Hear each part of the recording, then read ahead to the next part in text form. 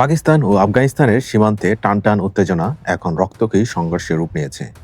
শনিবার রাত থেকে চলমান গোলাগুলিতে দুই দেশের অন্তত ৩ শতাধিক মানুষ প্রাণ হারিয়েছে বলে খবর পাওয়া গেছে। সীমান্তবর্তী বাণিজ্য পথ বন্ধ হয়ে গেছে। সীমান্তে গ্রামগুলোতে ছড়িয়ে পড়েছে আতঙ্ক। দুই দেশের সেনারা ভারী অস্ত্র মোতায়েন করেছে। আর এই পরিস্থিতিকে এখন অনেকে বলছে যুদ্ধ যুদ্ধ খেলা।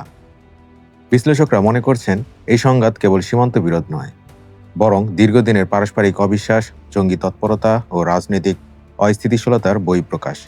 আফগানিস্তান অভিযোগ করেছে পাকিস্তান সীমান্তে বারবার উস্কানিমূলক হামলা চালিয়ে তাদের সার্বভৌমত্ব লঙ্ঘন করেছে।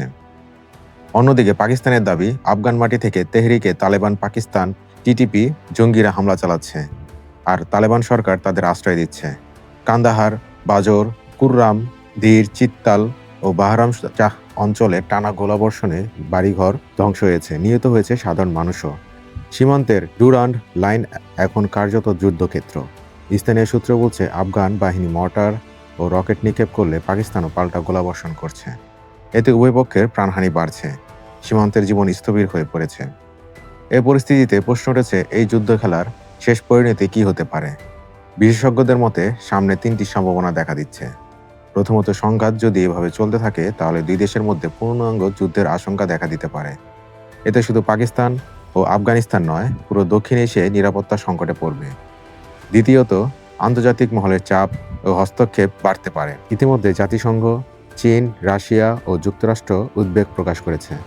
তারা চাইছে দুই দেশ যেন আলোচনায় বসে। তৃতীয়ত, যুদ্ধের অভিঘাত দুই দেশের অভ্যন্তরে অস্থিরতা বাড়াবে। পাকিস্তানের রাজনৈতিক অস্থিরতা ও অর্থনৈতিক দুরবস্থা আর আফগানিস্তানে তালেবান শাসনের অনিশ্চয়তা দুই পক্ষই ভেতরে ভেতরে দুর্বল।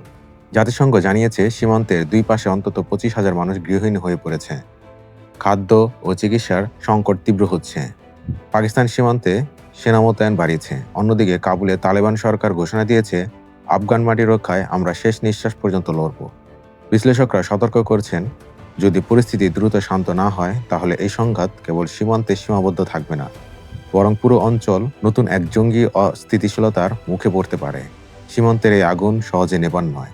পাকিস্তান আফগানিস্তানের এই যুদ্ধ খেলা অব্যাহত থাকলে সবচেয়ে বড় মূল্য দিতে হবে সাধারণ মানুষকেই।